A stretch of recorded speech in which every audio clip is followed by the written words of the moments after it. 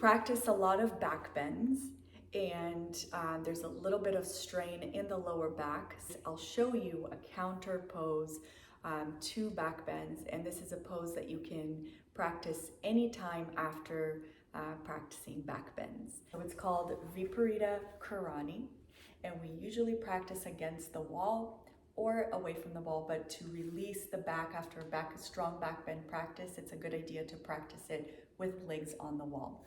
So I'll show you how to do it here, and then I'll show you in the wall. So we use block, and you can belt your legs, so you can add 2 belts here to do this pose, or you can do it without the belt.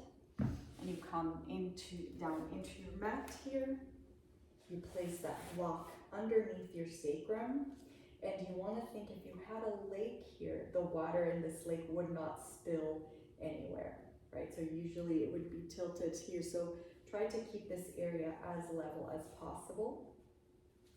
And then we're going to lift the legs up, and you can flex the feet here and really allow the lower back to release into the block, and really release any tension in the eyes, the ears, the throat. So inhale, release the circumference of the brain in. Exhale, release the circumference of the brain outwards towards, the skin. So if I had my hands here on your head like this, with my fingers, I would press in as you inhale, and I would release my hands out as you exhale. So inhale, you feel a little more pressure, it's the release in. Exhale, you release out towards the circumference of your head. So that would be the breathing instruction. Lift the chest, and you practice this Viparita Karani. And the way you would practice, and you can lift, you can add a little bit more height there to the block, and release any ill effect from a strong back bend practice. So this would be away from the wall. Okay, if you're feeling a little bit of fatigue from doing a lot of back bends, you can do it with your legs against the wall. So I'll show you what that looks like.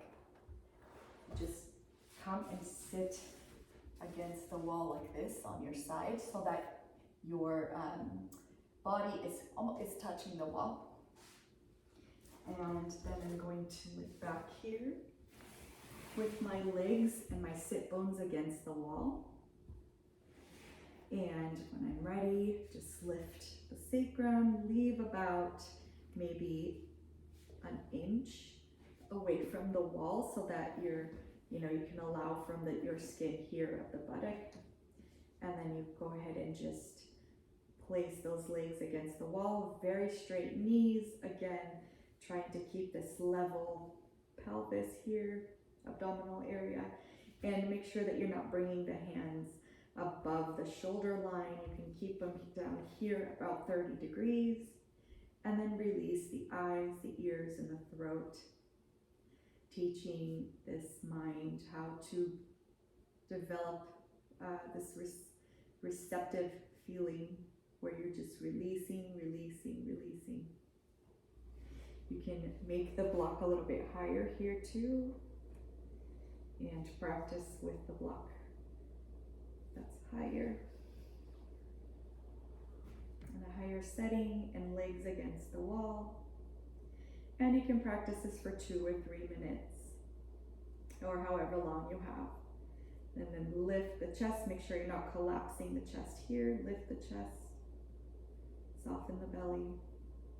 When you're finished, make sure that you're breathing. So inhale, exhale, come down, and then turn to the right. I hope that this counter pose to back bends helps you in your practice, so that you can stay healthy and pain-free in your lower back, even after a strong back bend practice.